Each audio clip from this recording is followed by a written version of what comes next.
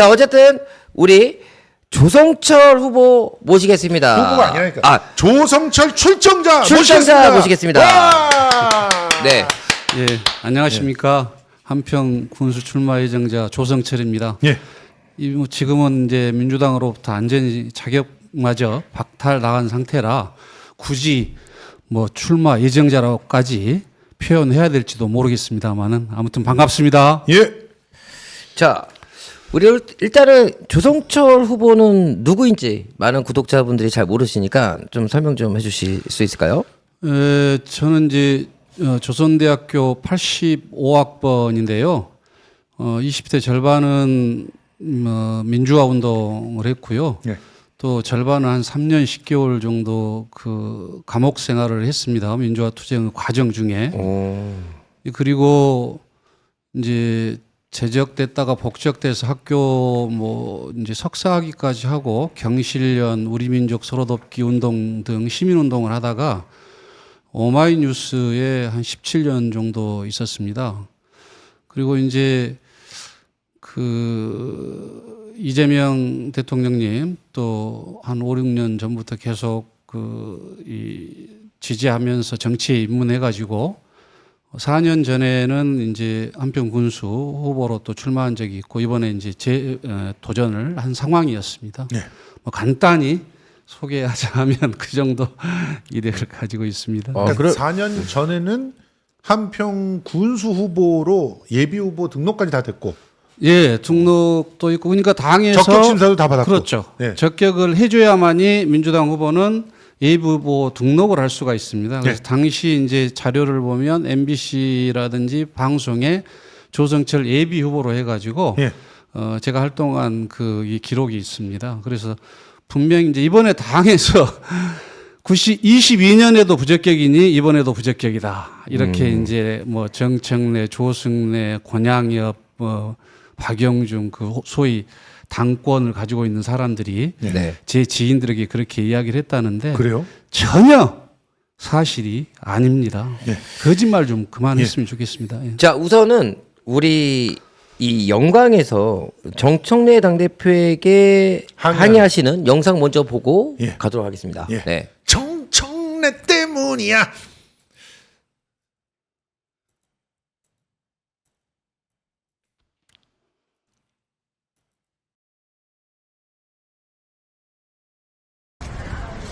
대표님, 저는 한평 군수 출마 예정자 조성철입니다. 대표님을 위한 사천입니까? 공천입니까? 가까우면 공천이고 당대표 선거에 도움이 안 되면 배제입니까? 당대표님, 도당 공간에서 방송국에서 중앙당에 민준을 요청받았습니다. 요청을 했습니다. 그런데도 불구하고 우리 무당 공간에서 15명이 여성이 절반 이상 여자 시민단체, 변호사 모든 분들이 저에 대한 내용을 충분히 심사를 해서 부당에 직분위생법 관련해가지고 제가 명의를 그 행위 자체는 제가 한 것이 아니고 명의를 빌려줘서 본인의 피해를 받아가지고 중앙당에 부적격 예의 의견으로 올라갔습니다. 제가 이야기 듣기로는 대표님과 그 사무총장 그리고 이 당권을 가지고 있는 사람들이 적극적으로 반대를 해서 제가 부적격이 됐다는 것입니다. 제가 지은 죄는 명의대회 외에는 없습니다. 이곳 영광에 오시고 저는 또 이것이 당대표 선거를 위한 행보이십니까? 벌써 시작하신 겁니까? 그런 얘기 하지 마시고. 제가 어떻게 이해를 할 수가 그 있습니까? 내용만 얘기하시고 뭘 살펴달라고 하는지 그 내용을 얘기하시라고. 저는 제가 살펴달라고 말씀드리고 싶지도 않고 항의를 잡기 위해서 왔습니다. 저는 분명히 도당에서 도당은 뭐하러 주십니까? 도당 공신위를 그냥 중앙당에서 해야 되는 거 아닙니까? 15명의 전문가들 여성단체 다 해가지고 거기서 적격 의견으로 올라갔는데 대표님과 당 사무처에서 온갖 저에 대한 음해와 애곡을 가지고 조성철은 안 된다고 배제하셨습니다. 제가 더민주혁신의 전남 창인대표로 해서 그렇습니까? 제가 당대표 선거에 도움을 못 드려서 그렇습니까? 앞으로 도움이 안 될 사람이라서 그렇습니까? 저는요, 대표님, 지난 10년간 당을 위해서 정말 죽을 힘에 다해서 기도하였습니다. 1, 2, 3 때는 여기서 바로 사람들 모아서 여의도로 갔습니다. 예? 정말 죽기 살기로 제 페이스북에 거기에 다 나와 있습니다. 조성철이가 윤석열이 이 죽일 놈, 이것이 있을 수 있는 일이냐. 근데 저에게 돌아온 것이 도당에서 다 적격으로 해가지고 올라갔는데 중앙당 최고위에서 왔다 갔다 하면서 저놈은 부적격이라고 낙인을 찍은 이유가, 그렇게까지 관심을 갖고 한 이유가, 제가 볼 때는 황 대표님하고는 전혀 도움이 안 되는 사람이어서 한 것으로 외에는 제가 그런 건 아니고. 이해할 수. 알겠습니다. 알겠으니까. 한평의 희망을 살려주십시오. 기회를 주십시오. 한평의 희망을 살려주세요. 살려주십시오. 예, 진짜 뭐 몇 번을 봐도 너무나 억울하고 진짜 피눈물이 나는 그런 장면이 아닌가 생각을 하는데요. 지금 저기서 주장하셨던 거 하나하나 좀 점검을 해보자는 거죠. 지금 자 일단 자, 그 아니 어떻게 부적격이 나온 거예요? 지금 분명히 2022년에는 적격이었는데 네. 지금은 부적격으로 바뀌었는데 그게 30년 전의 정가 때문인데 더 그것도 본인이 잘못한 게 아니잖아요. 그렇습니다. 예. 더 재밌는 건 예. 전남 도당에서 도당 공관위가 있습니다. 예. 도당 공관위에서 뭐 변호사, 시민단체, 여성단체 또 여성 과반수 이상 15분이 제 문제에 대해서 심의를 합니다. 그래서 제가 당시에 이 문제가 됐던 것이 제가 한 행위가 아니고 예. 단순히 같이 학생 운동을 했던 친구가 명의를 빌려주라고 해가지고 그 당시 제가 감옥 갔다 나와서 시민단체 활동하던 그 자료도 제가 다 첨부를 했습니다. 근데 그 내용을 가지고 도당에서 어찌됐든 이보다 더 잘 된 해명이 없다. 예. 그래서 3분의 2 이상의 조성철은 이 부분이 참으로 억울한 부적격 부분이니 부적격 외외로 적격 의견으로 중앙당에 올립니다. 예. 중앙당에 올리면 보통은 최고위원회 이게 이제 그 인준 안건으로 다루죠. 의결 네, 입니다. 근데 당 사무총장이 그냥 그 도당에다가 조성철은 부적격하고 내려버린 겁니다. 22년에도 적격. 또 이번에도 도당에서 공관위에서 적격. 아 그러면 뭐하러 저 전남 도당의 공관위를 꾸립니까? 그냥 조승래가 그냥 부적격 해버린 거예요. 그 부적격이라고 고문을 내려보내버린 겁니다. 그래가지고 최고위에 올리지도 않고. 올리지도 않고. 그래서 제가 도당 위원장한테 아니 왜 상황이 이러냐 그랬더니 자기들은 뭐 할 게 없다 중앙당에서 부적격이라고 공문이 왔다는 거예요. 어이구. 그래서 최고위원한테 물어봤죠. 자료를 받은 바도 없고 제 건에 대해서 의결한 바도 없다는 거예요. 그래가지고 최고위원이 저 조승래 사부총장한테 조성철 건이 어떻게 됐냐 그랬더니 지금 심사 중이어서 자료를 올리겠다. 최고위원회. 아니 그러면 부적격으로 공문을 내려놓고 다시 최고위에 자료를 올려서 심의하도록 하겠다. 말이 안 되죠. 이게 무슨 앞뒤가 안 맞는 거잖아요. 잠깐만요. 구멍가게입니까? 그러면 이게? 최고위원회에서 결정된 게 최고위원들도 모르게 결정이 됐다는 거예요? 결정이 안 된 거야. 자료를 안 조승래가 올리니까 결정한 거야. 모르죠. 그러니까 결정 어쨌든 부적격이라고 했잖아요. 그래서 최고위원회 그 회의를 거쳤다라고 하지 않았었어요? 그건 안 거친 거잖아. 전혀 자료를 올리지 않아가지고 그 당시에 저에 대한 음해가 하도 많아가지고 조승래, 정청래 제 1, 2년 선배나 되고 조승래 제 1년 후배인데요. 참 국회의원, 당 대표 누릴 것 다 누린 이 인간들이 저에 대해서 지들로 자기 새끼 앞세우고 정치할 텐데 저에 대한 진짜 있을 수 없는 제가 그렇게 너희들이 하는 이야기처럼 그렇게 인간 못된 놈이었으면 지금 이 시간까지 정치를 한다고 나와 있겠냐고. 네. 그런 말을 해서 하도 그런 말이 있길래 제가 최고위원 몇 분한테 이러이러한 내용입니다. 혹시 최고위에서 엉뚱한 이야기가 나올 것 같습니다. 저 있는 그대로 옛날 투서를 한 내용, 뭐 입에 담을 수 없는 투서 내용, 이 이야기를 사무총장, 부총장, 조직국장 이놈들이 조성철이가 인간 쓰레기냐? 너희들이 인간 쓰레기지 임마.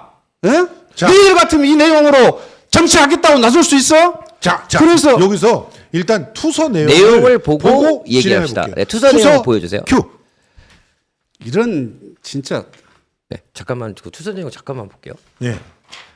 화면 띄워주세요. 화면 띄워주시기 바랍니다. 투서 큐. 자, 이거 투서를 이분들이 했다라는 거잖아요. 이 그러니까, 내용대로 제 그러니까 지인들이 부탁을 하니까 예. 이 이야기를 하더라는 거예요. 그래서 너는 그런 내용이 있는데 어떻게 그걸 부탁을 하냐 그래요. 그 내용이 아니다라는 설명을 제가 주구장창 그래서 최고위원들한테도 최고위원 회의에 이것이 인주 의결에 올라가니까 제 걸 잘 봐주십시오. 이러이러한 내용입니다 했더니 예. 자료도 제 이름도 안 올라갔다는 거예요. 그래서 알아봤더니 조성철은 부적격으로 공문을 보내놓고 최고위원이 물어보니까 이제 조사 중이어서 자료를 올리겠다라는 거예요. 이게 무슨 행정 절차에 ABC도 없는 거 아니에요? 그렇게 당연히. 해놓고 나중에는 아예 재심조차 없는 부적격으로 결정을 해버렸잖아요. 제가 당에서 정확히 2개의 문자가 옵니다. 일단 지금 잠깐만요. 투서 내용 자, 있죠? 자. 공개 안 됩니까? 자, 이게 저희가 좀 대본대로 투서가- 좀 하시는 게 좋아요. 왜냐면 이게 예. 대본대로 안 하면은요 예. 꼬여가지고 이게 너무 기가 막혀서 알죠. 그러니까 할 구독자분들을 수가 없어서 이 구독자분들을 내용 좀 없어요? 이해할 이 수 그림? 있게끔 예. 이게 투서예요. 네. 그 투서 잘 모르실 수도 있으니까 네. 잠시만요. 잠깐만. 그러니까 프로필이 그게 투서예요. 네. 네. 프로필.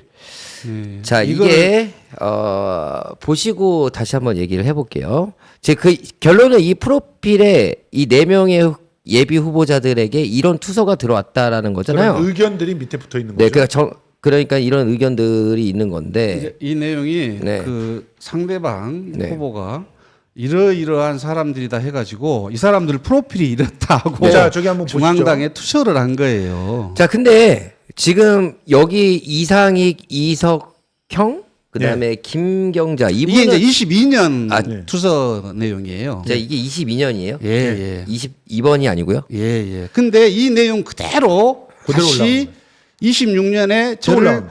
음해하고 왜곡하는 자료로 써먹은 겁니다. 예. 그 22년에 이 투서가 올라서 문제가 없었잖아요. 그렇죠. 문제 없이 적격이 됐다니까요. 근데 왜 이걸 갖다 또 이제 와서 문제 삼는 거라니까. 그걸 아니까 물어보는 거잖아요. 제 얘기는 뭐냐면 지금 후보님 말고 다른 지금 예비 후보자들은 혹시 예전에도 이 프로필 안에 계신 분이 있어요? 지금 지금 그 군수인 이상익 이상익 군수님 자, 지금 이거 같은 경우는 2022년도 있죠. 거라고 그렇습니다. 그러셨잖아요. 그리고 그렇습니다. 이상익 이분 또 그다음에 또 누구 있어요? 다른 사람은 없습니다. 없죠. 예. 그 이상익 이분도 문제가 됐나요? 문제가 많죠. 문제 안 됐죠 제 이번에. 얘기는 문제가 이번에 많잖아요. 문제가 안 많은데 됐어요. 문제가 이분은 안 그러면 합격 받았어요? 그렇죠. 아니 합격 적격 됐죠. 적격 나왔어요. 처음에 통과해 버렸어요. 네. 아니 누가 봐도 지금 여기 이렇게 써져 있는 게 많잖아. 근데 이게 이분은 적격을 받았고 이분은 저번 2020년 때는 어땠어요? 그때도 그때도 불소리죠. 적격 이번에 삼선 도전이에요. 이 사람은 실제로 보세요. 3천만 원 뇌물수수 있고 양복 대납 받았고 하는 것들이 다 있어요. 그런데 그 중에서 양복 사건 같은 경우는 그 청와대 국민청원 저때 진행 중이었는데도 됐고 이번에는 그 3천만 원 뇌물수수 사건도 무혐의 나왔고 그리고 또 양복 사건도 본인은 무혐의가 나왔어요.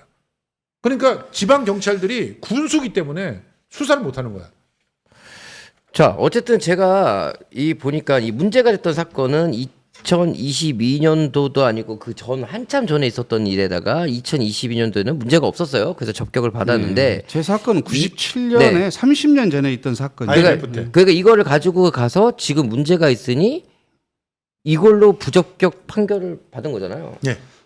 근데 제 지인들이 네. 저를 구명하고자 그 사무총장, 부총장, 뭐 조직국장, 뭐 정청래 당 대표 뭐 다 가서 이야기를 했는가 봐요. 네.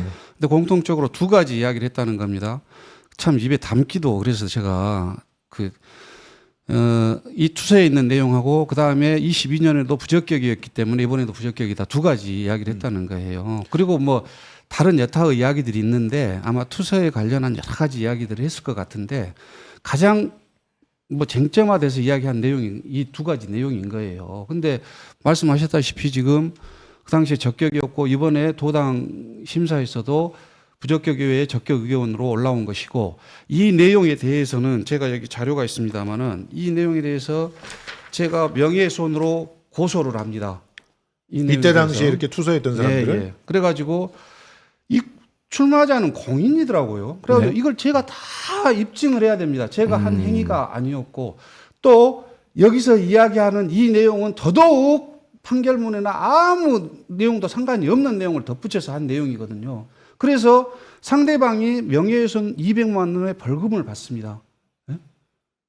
그러면은 이것까지 제가 이번에 다 당 그 해명 자료에 다 넣었습니다. 자, 그럼 이번 투서 낸 사람이 동일인인가요? 모르죠. 그건 뭐 아직 투서는 모르고요. 아마 이번에도 또 넣었을 겁니다. 네. 누군가는 네. 아마 상대방 후보에서는 네. 이거를 세상에 당에 넣고 당시에 뭐 또 막 온라인에 막 자기 가까운 사람 뿌리고 이거 난리가 난 겁니다. 그래서 이거를 내가 명예훼손 안 할 수가 없었던 거예요. 네. 그래서 상대방이 명예훼손으로 200만 원 벌금을 받았다 이 사건에 대해서 내가 공인으로 내가 다 입증을 해야 됩니다. 근데 입증이 돼가지고 이 서류까지 넣었는데도 불구하고 이 이야기를 소위 정책내를 위시한 당권자들이 조성철이를 이렇게 명예를 훼손하고 네. 예? 이렇게 이야기를 하면서 조성철이는 부적격을 해야 된다 하고 이야기를 했다는 거예요. 그러니까 제가 얼마나 분개하지 않을 수가 없습니다. 예? 그래서 제가 그리고 그 당시 사건에 대해서 정말 자료가 차고 넘치게 준비를 했습니다. 이 중에 그 판결문이 있잖아요. 그러니까 그때 당시 예, 97년 당시의 사건이 예. 어떻게 약식 명령이 나왔는지 판결문이 있어요. 네. 그래서 판결문을 보면 지금 투서한 내용처럼 미성년자를 고용을 했다든가 하는 내용은 미성년자의 미자도 안 나옵니다. 그러니까 허위 사실로 투서가 들어왔고 그때 당시는 허위 사실이라는 게 밝혀졌기 때문에 적격이 나왔는데 네. 2022년에는 이번에는 허위 사실을 오히려 인용을 해가지고 그냥 자기네들끼리 알아서 부적격을 만들어 버린 거예요. 공관위를 다 통과했는데도. 자, 그런데 지금 누가 왜 이런 공격을 하는 것 같아요? 정말 제가 아무리 생각을 해봐도 네. 이게 참 어이가 없는 부분이 이제 이런 사실적 내용을 가지고 온갖 이제 그 음해를 했지만 또 정무적으로 뭐 소위 세평이 뭐니 해가지고 그 정청 내 측근과 가까운 사람들로부터 제가 전해 들은 이야기입니다. 네. 뭐 조성철이 더민주혁신회의 전남 상임대표를 했고 그리고 박찬대 당대표 선거를 적극 지지했다. 뭐 특보단 전남 상임대표를 했다. 이런 게 정무적으로 보고가 됐다. 이런 게 참 걸림돌이 된다. 이런 이야기를 하더라고요. 이런 개 같은 경우가 있나? 아니 근데 그런 보고가 들어가요? 누굴 지지했고 누구라는 게 그게 왜 보고가 들어가요? 아니 그게 왜 문제예요? 당대표 선거 때 누굴 지지했다는 게 문제가 돼가지고 그게 공천의 배제 사항이 된다는 게 말이 됩니까? 그래가지고 제가 직접 취재를 위해서 조직국장인 박모 씨한테 전화를 했어요. 네, 했더니 전화를 했더니 뭐라고 그러는지 아십니까? 저는 제 권한과 상관없는 내용이기 때문에 이만 전화 끊겠습니다. 뚝! 근데 권한과 상관없지 않아요. 이 조직국장이 하는 일이 뭐냐? 최초의 자료를 정리해서 그래서 공관이나 혹은 최고위에 올리는 그런 역할을 합니다. 그런데 그 역할을 한 사람이 나는 내 직권과 상관없는 상황이기 때문에 나는 전화를 갖다 끊는다 하고 끊어버렸어요. 이 모든 내용 사실 조직국장이 네. 다 자료를 만들어서 올렸을 거예요. 예. 추측이지만. 예. 그래서 조직국장이 어떤 사람인지에 대해서 취재에 들어가 있습니다, 지금. 자, 근데 참 희한하네요. 이게 보통 억울한 컷오프는 없게 만들겠다라는 정청래 그 당대표가 되고 나서 네. 이 억울한 컷오프는 없었어요. 그죠? 아예 그냥 못하게 막아버린 거야. 아직까지 컷오프 전에 그냥 컷오프 전에 컷오프가 없게 만들었어. 근데 부적격을 만들어. 희한한 게 부적격 아니면은 당원권을 안 줘요. 복당도 안 되고. 안 하고. 그래서 자, 우선은 한번 이분이 왜 그랬는지 일단 혁신의 영상을 한번 보고 갈까요? 그렇죠. 네, 한번 보여주세요. 그러니까 혁신회의라고 하는 곳이 지금 딴지들과 없어져야 정청래 지지자들에 의해서는 없어져야 완전히 돼요. 무슨 네. 악마가 돼 있어요. 혁신회의가. 더민주 전남혁신회의 출범을 진심으로 축하드립니다. 딱 보니까 전남혁신회의 일 한번 단단히 내게 생겼습니다. 동의하십니까? 이제 대선 시간이 얼마 남지 않았습니다. 하나의 전남의 자존심을 한번 제대로 세워놓읍시다.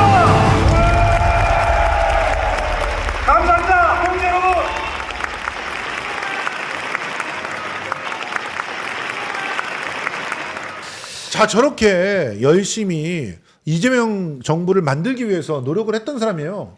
그리고 박찬대 후보를 열심히 지지했던 그냥 찐 이재명 지지자이면서 당원이었던 그런 사람입니다. 그러니까 그런 사람들만 지금 문제를 솎아내고 있는 거잖아요. 솎아내고 있는 거잖아요. 난 어저께 되게 웃긴 게 예. 이 어저께 이재명의 정신, 노무현의 정신 뭐 이런 걸 얘기를 하면은 절대 그 뭐 공천 안 주겠다 이런 식으로 얘기를 했더라고요. 맞아요. 근데 그러더니 어떤 후보는 김대중 정신만 얘기하더라고요.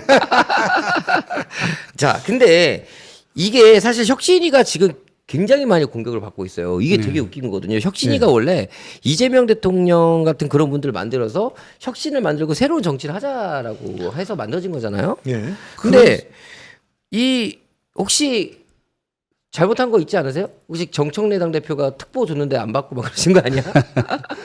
사실 이제 네. 더민주 전남 혁신회의에서 가장 뭐 주창하는 핵심적인 내용은 너무 호남 정치가 사실 피폐화되어 있습니다. 뭐 기득권, 토호, 금권에 기반한 조직. 뭐 보통 이제 전남 지역에 가보면 정치한다고 하면 첫 번째 질문이 뭐 돈이 있느냐 이런 질문부터 시작할 정도니까요. 그리고 뭐 단체장 뭐 몇만 명 하는 군 단체장 선거에 30억이니 50억이니 그리고 당의 공천의 과정에서도 온갖 이런 이 뭐 사적 관계, 이해관계 이런 것들이 복잡하게 얽혀 있다라는 부분이 아마 정청래 대표 및 지금 당권 파달이 더 잘할 겁니다. 정청래 대표가 앞전에 대통령 선거 때 몇 달간 여기 와서 이재명 대통령님 마저 이야기하면서 결과적으로 자기 당대표 선거한 걸로 결판이 나지 않았느냐 하는 그렇죠. 이야기까지 날 정도로 맞아요. 그런 상황이었는데 세상에 제대로 좀 그런 어떤 또 당권을 갖고 뭔가 큰 정치를 한다고 생각하면 네. 호남에서 그렇게 이재명 대통령을 팔았으면 호남 정치를 바꾸는 이번에 공천이나 정치 혁신을 해야 되는 거 아닙니까? 그렇죠. 이번 호남 공천을 보면 이를테면 정말 제 한편 같은 경우도 아주 능력 있고 좋은 사람들이 있습니다. 근데 겁이 나서 못 옵니다. 감히 정치를 할 엄두를 못 내는 거예요. 이런 환경 때문에. 그러면 그런 사람들이 올 수 있는 유일한 제도적 뒷받침은 능력을 평가해 줄 수 있는 제도를 만들어 주는 겁니다. 그렇죠. 예? 예를 들어서 전문가라든지 뭐 시민단체를 참여해서 그 사람들이 어떤 전경과 어떤 그 지방의 정치와 행정을 할 것인가에 대해서 평가를 하는 점수를 넣어줘야 되는 겁니다. 예. 그래서 사실 이재명 대통령님이 그 전남에 오면 참 아쉬워했습니다. 정말 이거 부패 정치에 가까운 이런 현실에 개탄하기도 하고 타운홀 미팅을 하면서 호남 정치를 바꾸고자 호남에 대한 애정이 있으시기 때문에 예? 그런 것들을 다 너무나 잘 압니다. 근데 이번에 바꾼 게 뭡니까 도대체? 예? 한평에 또는 전남에 정말 능력 있는 사람들을 뽑는 제도나 기준 혁신이 단 1이라도 있는 겁니까? 저 같은 사람 예? 부적격으로 아예 출발도 못하게 막아버리고 예? 자, 알겠습니다. 지금 보니까 결론은 호남이 되게 문제가 많아요. 그렇죠. 우리가 이제 목요일 날도 방송할 것도 호남 쪽 문제인데 이게 사실 가장 우리가 어떻게 보면은 굉장히 뭔가 끈끈한 진한 것도 호남 아닌가요? 원래 그렇죠. 사실은 그 민주화의 성지이기도 하고. 예. 공동체 정신의 그 뿌리가 네. 그 호남 정신에 있는 거죠. 근데 왜 자꾸 이런 식의 정치를 해서 벗어나지 못하는 걸까요? 아니 왜 그렇다고 생각하세요? 기본적으로는 돈 때문 아니겠어요? 그러니까요. 근데 저는 돈과 권력? 저는 그렇죠. 저는 핵심에 네. 돈이 있다고 생각을 합니다. 지역 토나 어떤 그런 지금 이렇게 군수할 때 뭐 자격 없는데 되시는 분들 보면 다 돈이 많은 분들. 돈 많은 분들이 다 많으십니다. 지방에서 보통 토라고 우리 불리는 사람들. 뭐 토호절 만드는 이번 사람 저 한평 군수 같은 분은 이제 콩 농사를 갖다가 굉장히 크게 지으신다고요? 전국 콩 5대 콩 그 우리가 장사 생각하는 중하나. 그런 그 집 앞에서 그 콩 하는 게 아니라 무슨 산업적인 산업적으로 콩을- 콩을 갖다가 다 해가지고 납품을 다 군에다가 하고 막 이런 분이시라면서요. 야, 저는 그렇게 들었거든요. 예. 그러니까 뭐 그렇다고- 사업을 예. 어마어마하게 아니 뭐 사업을 잘하고 돈을 너무 많다 그래서 무조건 나쁜 사람이고 보면 안 되는 거긴 하지만 예. 참 희한하게 돈과 권력을 갖고 있는 그 토호 세력들이 이런 공천권에 관여를 하거나 이런 경우가 많다라는 게 가장 중요한 것 같습니다. 그리고 제가- 이런 분들이 어떤 분을 데려와 가지고 국회의원을 삼냐면 꼭 보면은 판검사한 사람이라든가 혹은 저기 고위직 공무원 한 사람들 데려다가 네. 국회의원 딱 앉혀놓고 그 사람 3선 4선 시키면서 자기는 그 밑에서 군수하면서 아우 그러면 얼마나 그 군이 아우 그냥 콩 들어가고 그냥 오래되면 어떻게 되겠어요? 매주가 되는 거잖아요. 지금 완전히 매주 썩는 냄새들이 그냥 나는 거예요. 그쪽이. 아니 내가 잠깐만 얘기하기 전에 전주에서는요 어떤 일이 있잖아요. 송월타월 하시는 분이 네. 거기서 공천권을 잡고 있더라고. 거기서 타월이 그렇게 잘 팔린대. 그래요? 네. 자, 이제 말씀해 주시죠. 네. 그러니까요. 그 제가 호남에서 정치하는 사람으로서 정말 비애를 느끼는 게 사실 우리 노무현 대통령님이나 또 주요 정치 고비고비에 호남인들의 정말 그 땀과 노력 그리고 어떤 그 변화의 어떤 그 결단 이런 것들을 통해서 어떤 그 우리 민주화라든지 또는 어떤 그 이 정말 중요한 정치 변곡점의 역할을 해왔는데 결과적으로 보면 그런 것은 뭐 어디 온데간데 없이 그런 것에 기반을 해서 호남이 뭔가 좀 더 발전할 수 있는 정치적인 구조를 만들어줘야 되는데 그런 부분에 대해서 평소에는 뭐 양모호남 시무국간이 호남이 뭐 정치 일본진이 겉으로 입으로는 그렇게 떠벌리면서 마치 이런 정치를 통해서 어떻게 호남에서 좋은 정치인이 나오고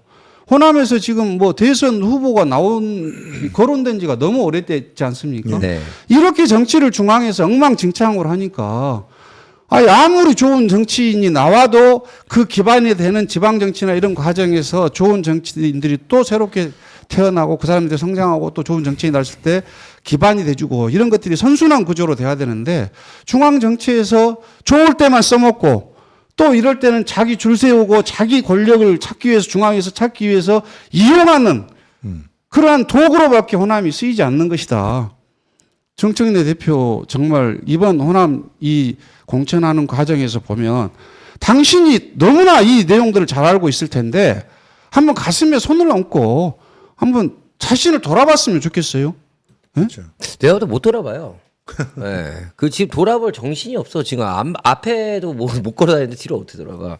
자, 근데 우리 이 호남의 문제이기도 한데 이 중앙당에서도 좀 문제 있는 거 아니에요? 중앙당이 호남을 이런 식으로 이용하는 거죠. 그러니까. 그렇죠. 철저히 이건 이용이죠, 이용. 호남인들, 호남 정치를. 그리고 이런 과정에서 지방자치단체는요, 단체장은요, 대통령보다 더 큰 권한을 가지고 있습니다. 한 평이 한 2만 8천 되는데 예산이 특별회가까지 이제 뭐 올해 이제 되면 한 6천억 될 거예요. 예. 1인당 2천만 원이 넘는 돈입니다. 도시는 아마 1인당 2, 300만 원 될 거예요. 큰 지역은. 2만 8천의 기업도 없고 한평 군이 제일 큰 기업과 권력과 조직을 가지고 있습니다. 예? 그런 상황에서 이 사람들이 제대로 자기 역할을 못하면 지금 인구 소멸에 난리 북새통 아닙니까? 예? 이 상황에서도 대통령님은 어찌됐든 서남권에 데이터 센터를 보내고 AI 융합, 현대 자동차 얼마나 노력합니까? 근데 당에서 정말 제대로 된 정치인을 뽑아서 그런 중앙 정치를 잘 어떤 연계해가지고 그걸 잘 받아서 지역 발전으로 이어지게 해주는 게 당의 역할 아닙니까? 당에서 이렇게 엉망인 사람들 공천하고 또 자기 당 대권을 당 대표 선거를 위해서 활용을 한다면 거기에 무슨 미래와 희망이 있겠습니까? 그리고 그 사람들은 어쩌란 말입니까 도대체? 진짜 전남에 있는 이 사람들은 도대체 지도를 한번 살펴보시면 되게 재밌는 걸 아실 수가 있어요. 그러네요. 나 지도 깜짝 놀랐어요. 영광 밑에 한평. 한평 옆에 신안, 그리고 나주. 한평 아래 무안, 무안. 이렇게 돼 있는데 여기가 다 문제야 지금. 그러니까 신안, 무한, 군수는 영광. 저기 보조금 사기친 네. 사람이죠. 그리고 한평 군수는 뇌물 먹고 걸린 사람이지.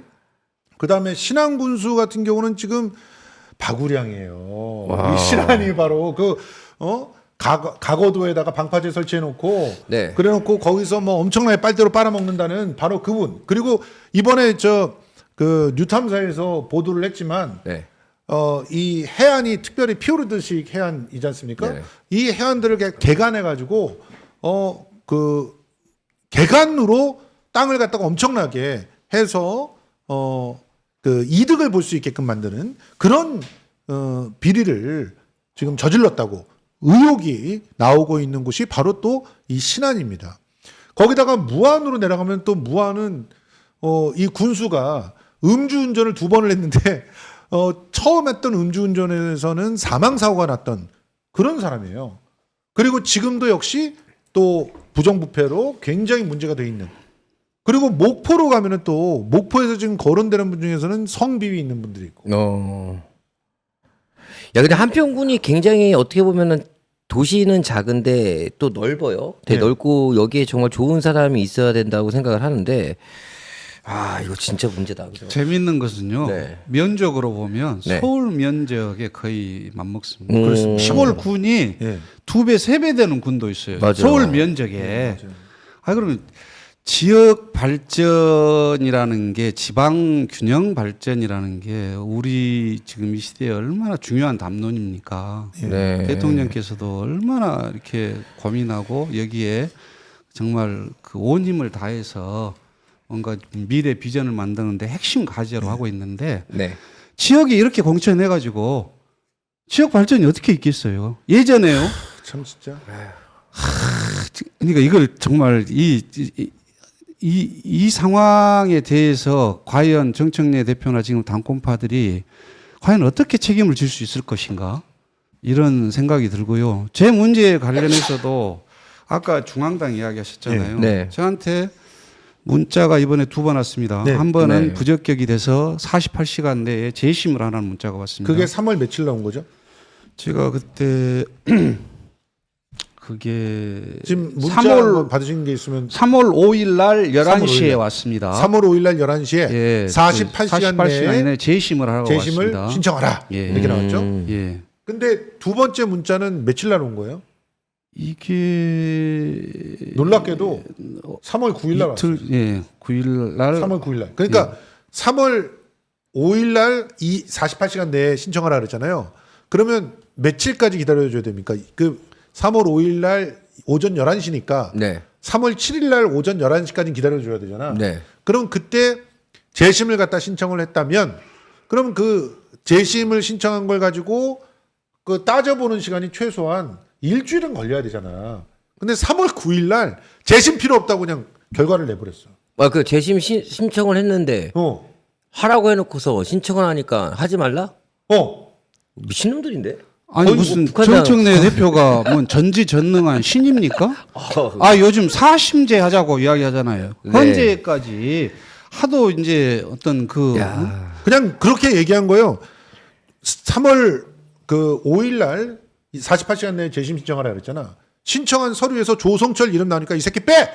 이래버린 거야. 그렇지 않고는 어떻게 저렇게 빨리 그렇게 결정을 해가지고 통보를 합니까? 야, 이거 좀 심각한데요? 저 일반 당원들보다 더 심한데? 뭐, 일부러 이거. 이렇게 그냥 딱 찍어놓고 불이익을 줬다라고밖에 볼 수 없는 거예요. 그러면 혹시나 이거 아니야? 혁신이 때문에 그런 거 아니야? 더민주혁신회의도 혁신이, 있지, 박찬대 박찬대 지지했던 것도 있지. 있고. 게다가 지금 영광에 네. 예, 영광에서 우리 그 조성철 후보가 영광의 최고위원회를 현장 최고위원회를 만들어요. 네. 그래서 그 현장 최고위원회가 있었던 날이 며칠이었죠? 3월 7일이었나요? 예, 그때가 3월 7일인가 8일인가 네. 현장 최고위원회가 가지고 직접 거기서 항의를 합니다. 그게 바로 아까 여러분들이 보셨던 그 영상이에요. 네. 그렇게 항의한 날 거의 결정해가지고 내려보낸 거야. 와. 항의했다고.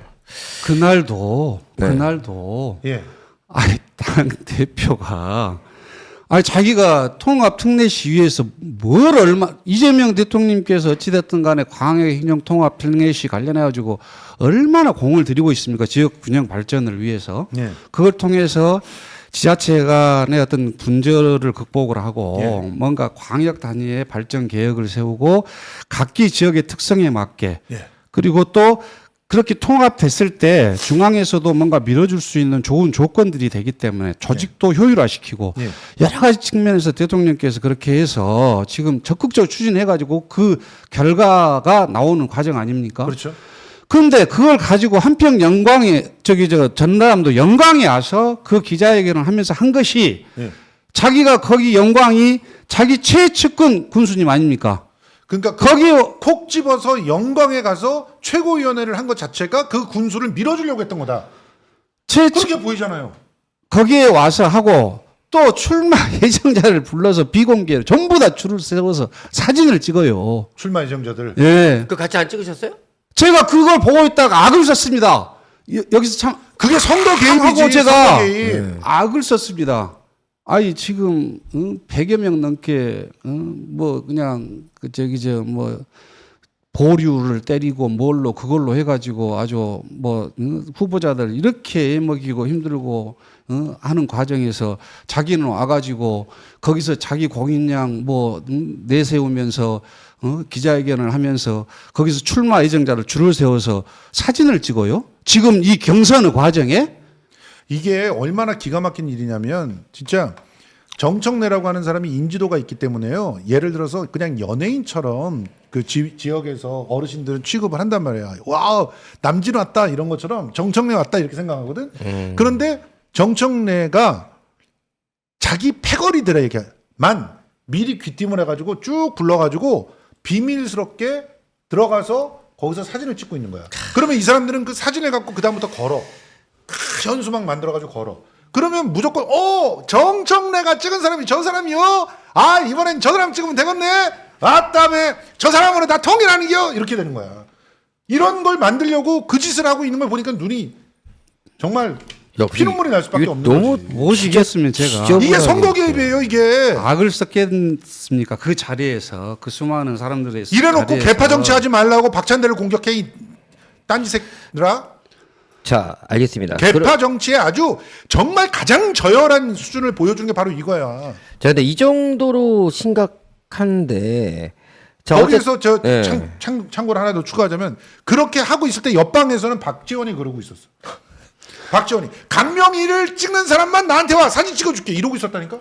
그리고 제가 꼭 드리고 싶은 말씀이 제가 정말 그 부적격 사유가 그렇게 당신들이 생각하는 만큼 정말 파렴치하고 정말 당에서는 결단코 뭐 할 수 없는 문제라면 제가 정청래에게 1대1 공개 토론회를 하자고 분명하게 이야기하고 싶습니다. 강성이. 예. 그리고 최고위원회에 불러서 그러면 1대1 못 하겠으면 최고위원회 불러서 저에게 이 모든 사실에 대해서 사실 확인을 하십시오 공개적으로.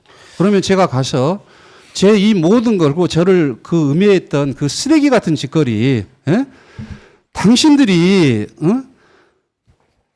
정청래 우리 조승래 뭐 아까도 이야기했지만 저한테 뭐 1, 2년 선배가 되기도 하고 저한테 1년 후배도 되기도 하고 저도 시골에서 참 당신들처럼 그렇게 권력과 명예를 누리지는 못했지만 열심히 살아왔는데 당신들이 그렇게 농락할 만한 그 정도 수준은 아니니까 좀 제발 데려다가 그렇게 우스워 보이는지 모르겠지만 정청래, 조승래 공개적으로 한번 하자고. 이 인간 쓰레기들아 다시 한번 이야기하지만 너희들이 자기 새끼 앞두고 정치하는 놈들 맞아? 그러고 인간 조정천한테 아까 그 투서 같은 그런 내용들을 내 주변 사람들한테 이야기하면서 조정천은 안 된다고 이야기하는 게 그게 사람 새끼들이 할 짓거리냐고. 내가 너희들보다 못한 사람이 뭐 있어. 너희들처럼 국회의원 못 해본 거 외에는 내가 뭘 잘못한 게 있냐. 우리 저 조성철 후보 같은 경우는요 지역에서 탄탄하게 자기 활동을 계속 해왔고 특히 계엄의 밤 때 한평에서 서울 여의도까지 한 달음에 그냥 사람 싣고 달려간 사람이에요. 보세요. 네.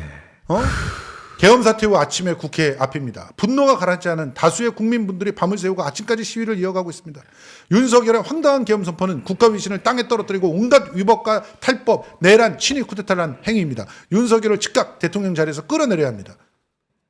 저희까지 그냥 달려가셨다니까? 차를 몰고. 도망가는 세력들은 이런 사람들 어떤 새끼는 말이야 그 남들보다 계엄 소식을 일찍 듣고 순천까지 튀었는데 그 새끼 순천에 내려올 때 이 한평에서는 지금 글로 여의도로 간 거야. 자, 어쨌든 여러분들 지금 우리 조성철 우리 출정자라고 얘기해야 되죠? 예. 네, 출정자분께서 정말 울분을 토하시는 심정에서 얘기를 드리는 건데, 근데 우리 출정자님 혹시 지금 4년을 준비했잖아요. 네, 4년을. 4년 준비했는데 지금 이렇게 가면은 또 더 찍히지 않을까요? 또 찍혀봤자 뭐. 네, 그래서 마찬가지가 제가 네. 사실 이제 대통령님 돕기위해서 강주에서 뭐 활동을 했습니다. 그 네. 과정에서 한평이 굉장히 어려운 상황이었습니다. 네. 이낙연 그 후보가 원래 지역구가 한평 영광입니다. 그렇죠. 영광 한평. 그래서 지금 이제 이계호가 그거 그대로 물려받았죠. 예, 영광 한평. 그래서 6년 전 정도에 이제 한평으로 제가 갑니다. 예. 그 뭐 어려운 지역이어서 거기에 이재명 대통령님 선거를 해야 된다 해가지고 거기에서 사무실을 내고 지금 6년간 정치 활동을 해오는 겁니다.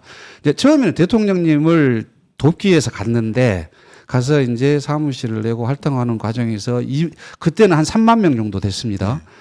그때 3,000명 지지 선언을 이끌고 이낙연의 그야말로 아성이라는 곳에 갔어요. 거기서 3,000명 지지 선언을 받아냈어요. 그렇습니다. 그렇습니다. 그런 과정에서 뭐 이재명 대통령님 후보도 한평 그 재래시장에도 오고 사모님께서도 제 사무실에 오셔서 이렇게 같이 간담회도 하시고 그렇게 어려운 시절을 거쳐서 그 대선이 끝나고 이제 제가 그 군수선거에 이제 출마 3,178명이야. 와, 네. 대단합니다.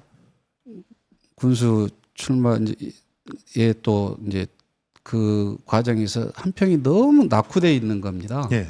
그래서 안타까운 마음에 이제 고향이고 그래서 이제 또 어떤 이 정말 한번 한평을 바꿔보고 싶은 마음에 군수 출마를 하게 됐고 또 연장선상에서 그 당시에 적격이 됐고 이번에도 도당에서도 적격이 됐기 때문에 이제 계속해서 꿈을 가졌던 것이고 또 우리 국민들에게 너무 죄송한 것은 이런 과정에서 정말 우리 국민들의 기대에 부응하지 못했다는 것을 이 자리를 빌어서 정말 너무너무 죄송한 말씀을 드리고요. 우리 국민들께서도 좀 힘을 냈으면 좋겠습니다.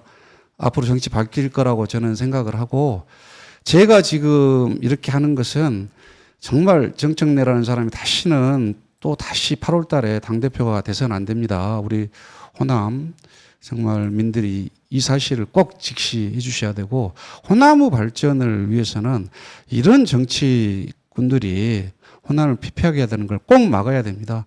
이제 물론 제가 이렇게 하는 부분에서 당장은 제가 정치적으로 정말 헤어날 수 없는 상황이라는 걸 너무 잘 압니다. 네. 그러나 저는 지금 모든 것을 내려놨습니다. 정청래도 좀 내려놓기를 바랍니다. 그리고 자신을 좀 돌아보세요. 예? 이렇게 정치하면 안 됩니다. 그리고 호남 정치 이렇게 엉망진창으로 쑥대박 만들고 당신 이 받고 지나간 길 위에 무슨 거의 모래성이지. 당신은 아무리 위로 올라가도 한순간에 끝나는 저는 정치 생명이라고 생각합니다. 지금은 내가 뭐 정치 생명이 당신한테 짓밟히고 있지만은 알겠습니다. 저는 제가 지금 혹시 좀 뭐랄까 조성철 출정자께서 밟히고 있다라고 생각하지 않습니다. 저는 오히려 더 멋있고요. 이게 지금 예를 들어서 민주당에서 못 나가면 어떻습니까? 왜 무소속이라도 나가도 되는 거고 그리고 이번만 기회입니까? 앞으로 기회가 더 많을 텐데 6, 7년생이세요.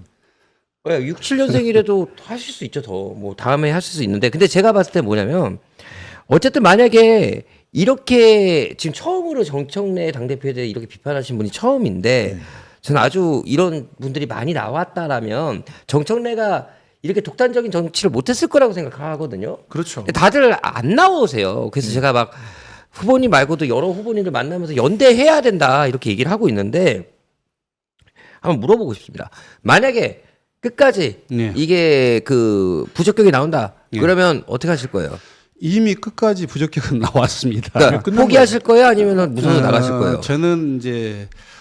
저는 뭐 이재명 대통령님 성공한 대통령 길에 함께 네. 하고 싶습니다. 그리고 꼭 당대표 선거에 이재명 대통령님의 그러한 정치 비전과 철학에 함께 할 수 있는 분을 당대표로 만들고 싶습니다. 네.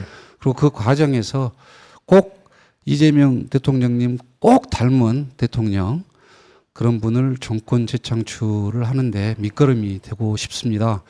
제가 무엇을 할 것인가, 제가 어떤 정치를 할 것인가는 저는 이미 모든 걸 내려놨습니다. 정청래 지금 당권파들 아래서 이 당하는 수모, 그리고 이 당하는 온갖 이 정치든 생명의 말살, 그리고 우리 국민들에게 너무 죄송하고 제 가족들에게 정말 얼굴을 들 수가 없습니다. 제가 정치를 한다고 하면서 만약에 당신들이 이야기한 것처럼 그렇게 엉망이면 제가 정치를 한다고 했겠습니까? 제 자식들을 앞세우고 어떻게 정치를 할 수 있겠습니까? 예? 저는 이미 다 내려놨습니다. 그래서 정말 뭐 제가 아무것도 아닌데 제가 무슨 뭐 내려놓는다는 말 자체도 제 스스로는 참 그렇습니다만은 아무튼 모든 건 내려놓고 우리 정치 발전에 그 남단 끝에서 작은 힘이나마 보태는데 정말 만족하고 싶습니다. 그러면은 지금 얘기하시는 걸로 제가 받아들이면은 우선은 이런 말도 안 되는 것에서 계속 알리긴 하시되 무소속으로 출마할 생각은 아직 없으시다 이 말씀이시죠? 예, 저는 뭐 무소속 도전은 그리고 이제 저는 그런 생각을 해봐요. 뭐 제가 당에 있어야 당대표 선거도 저는 문자를 정말 몇십만 개라도 오늘 방송 제가 쇼츠 만들 수 있죠. 예. 네. 예. JTBC인가에서 보니까 186만 조회수에 네. 2만 좋아요, 예. 5천 명의 그 댓글이 달렸더라고요. 예. 95% 이상이 지지하는 댓글이었습니다. 연합뉴스에서도 뭐 좋아요만 한 5천 개 됐던 것 같아요. 네.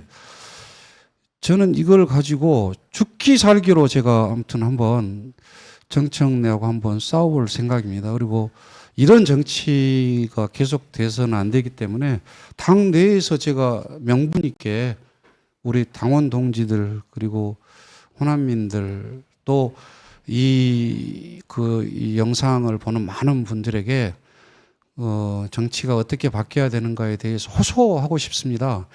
제가 뭐 부족한 것도 많고 얼마나 뭐 어떤 정치에 대한 해안을 가지고 뭐 미래를 제시하겠습니까만은 뭐 과거가 현재 그리고 그 현재가 미래를 또 보여준다고 저는 생각을 합니다. 이 과거 이 공천의 과정을 정말 잊지 마시고 앞으로 누가 우리 정치 또 민주당 정치를 주도해야 되는가에 대해서 꼭 좀 관심 가져주실 간곡히 부탁드립니다. 예. 제가 좀 한 가지 좀 아쉬운 점 하나만 얘기 드릴게요. 저는 솔직히 그 추천자님 말씀 듣고 조금 지금 아쉬운 부분이 있거든요. 뭐냐면 이게 또 기회가 아닐까요? 제 얘기는요. 아직 포기하기는 좀 이르다. 저는 이 생각이 들거든요. 그게 왜냐하면 이런 기회 사실 뭐 우리 후보님을 누가 알았겠습니까? 이번에 그 뉴스에 나오고 그러면서 조금 더 알려지고 정말 한평 군수를 위해서라면 이 감히 이제 제가 좀 다른 생각인데 아쉬워서 그러는 거예요. 지금 많은 분들이 계속 무소속으로 나와서 싸워가지고 혹시 당선될 확률도 있잖아요. 그렇다라고 하면 싸우고 나서 끝까지 싸서 이기고 나서 들어가는 게 더 저는 좋지 않을까. 이런 저의 그냥 안타까운 마음에서 말씀을 드리는 거예요. 물론 뭐 제가 모든 걸 다 알고 있지를 못하니까. 근데 제가 장담하는데요. 만약에 뭔가 준비하시나 그러면 많은 분들이 아마 도와주실 거라고 저는 생각을 합니다. 그러니까 절대 용기 잃지 마시고 이 절대 악이라고 좀 표현할 수 있는 이 권력을 가지고 이 정말 약자들을 괴롭히는 인간들은요. 우리가 도와줄 수 있다. 그 제가 뭐 도와준다는 게 아니라 바로 이런 정의를 원하시는 당원들, 특히 그런 시민들이 많은 응원을 하고 있으니까 힘을 좀 내주시면 감사하겠습니다. 뭐 하실 말씀 있으세요? 예, 저는 이런 그 무도한 공천이 그대로 관철돼서는 안 된다고 생각을 해요. 네. 이게 어떤 형태로든 좌절돼야 됩니다. 그래서 맞아요. 민주당 내에서 아무리 당대표가 됐다 그래도 이런 말도 안 되는 공천을 일삼고 패거리를 갖다 줄 세워서 패거리한테 사진 찍어주면서 그 선거 개입하는 일들이 용인돼서는 안 된다. 그래서 할 수 있는 모든 법적인 대응들은 하셨으면 좋겠어요. 그래서 여기서 가처분이 하나라도 나오면 승리하시는 겁니다. 그리고 그 가처분을 통해서 이제 그 다음 단계로 진입해 나가면 솔직히 장담컨대 만약에 지금 이 재심 자체를 재심 자체도 없게끔 만든 이거 당규 위반이거든요.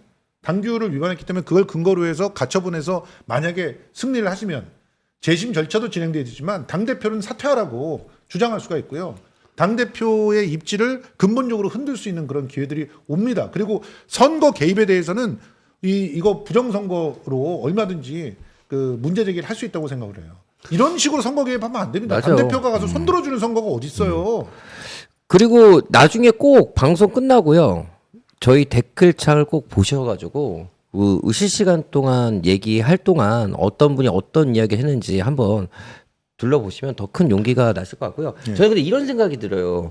일부러 부적격자들을 오히려 올리고 적격자들 뺀 다음에 나중에 진짜 마지막에 될 때 조국을 다 주려고 그러잖아. 그런 생각을 저는 한다니까 그게 나도. 걱정이 돼가지고 나도 그게 저도 걱정돼. 지금- 후보 검증을 못 한다니까. 지금 4강 공천을 하겠다 그러는데 아까도 농담 삼아 얘기했지만 4강이 강도, 강원, 강요, 뭐 강압 뭐 이런 공천인 거야. 네. 그러니까 이런 공천을 해서는 망한다라고 하는 걸 갖다 보여줘야 되는 거예요. 절대로 그러니까요. 이런 짓을 하면 김어준이 아니라 김어준 하레비가 와도 당대표에서 떨어져 나간다. 이게 바로 당원 주권이다. 이걸 보여줘야 되지 않겠습니까? 네, 맞습니다. 자, 그럼 마지막으로 우리 후보님 얘기하고 싶은 거 얘기하시고 우리 끝내도록 하겠습니다. 우리 저 말씀해 주세요. 구독자들에게 네. 또 지금 한평의 네. 국민들에게 좀 한번 하고 싶은 말씀 다 하고 싶은 하십시오. 말 하십시오. 네. 정말 응원해 주셔서 너무너무 감사드립니다.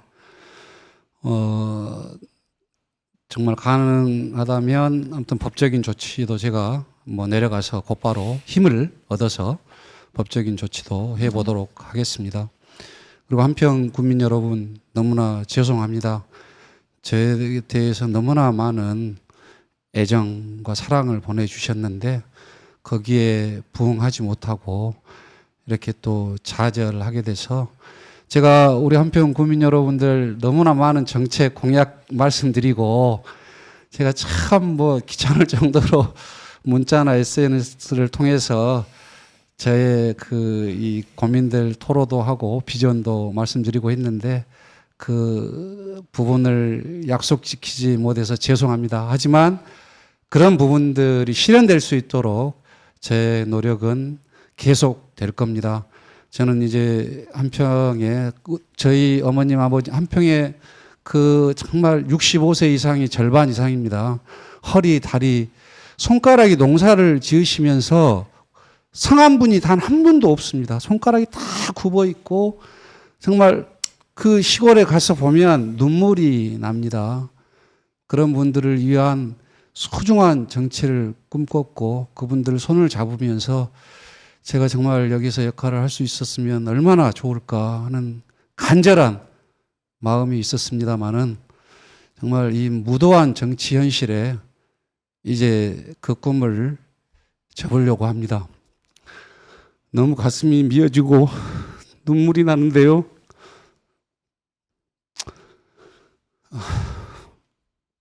죄송합니다. 하지만 여러분들이 잡아주셨던 손 그까지 기억하고 함께 하겠습니다. 고맙습니다.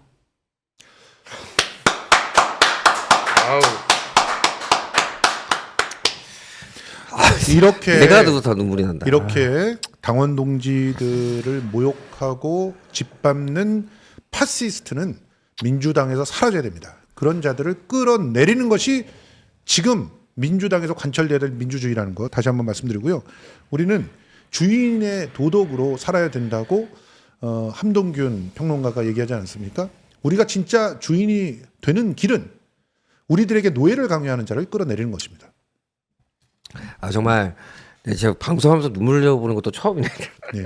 자 근데 이 눈물이 제가 무슨 생각을 했냐면 우리가 정말 정청래와 이런 잘못된 점을 끌어내리기 위해서 정말 많이 지금 힘들고 또 앞으로 또 이뤄진 일도 있어요. 분명히 우리가 싸우는데 근데 제일 지금 가장 짜증나는 게 뭐냐면 이게 지금 이재명 대통령 정권이지 윤석열 정권이 아니라는 거잖아요. 정청래 정권입니까? 정청래가 뭘 했는데? 우리가 예를 들어서 윤석열 정권 때 이렇게 싸우다가 하면은 좀 그래도 뭔가 그 기분이 좋은데 지금 이재명 정권에서 우리가 만든 정권에서 이렇게 우리가 믿었던 민주당한테 당한다고 생각하니까 너무 화가 납니다. 생생하게 기억합니다. 우리 이재명 대통령이 그 긴 시간의 단식 중에 거의 탈진해서 쓰러질 지경이 되었는데도 검사 새끼들은 이재명 대통령을 그 국회에서 결국 배신하게 만들고 그래서 그 체포 동의안의 통과를 이끌어냈죠. 그래서 그 체포 동의안이 통과된 이후에 우리 그 당대표가 지금의 대통령이 그 구치소에 정말 길게 그 목을 들이고 끌려 들어가셔서 거기서 다시 자신의 그 기력을 다해서 기적을 갖다 일으키고 나올 때까지 정청래는 뭘 했습니까?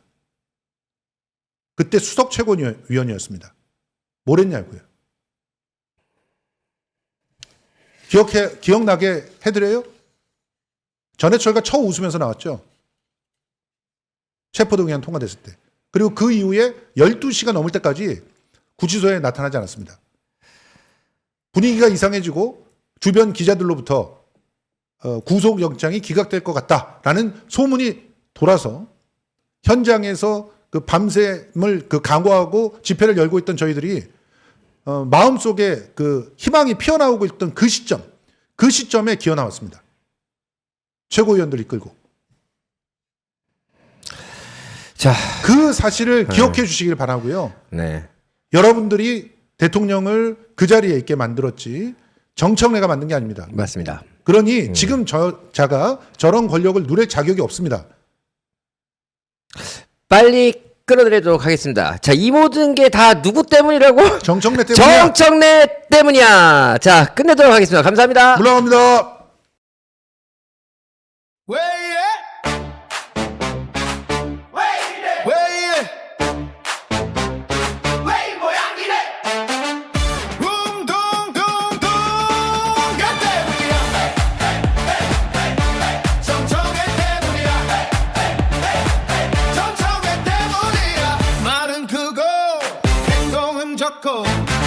약속은 많고 결과는 없고 돌고 도는 변명 속에 답은 안 보여.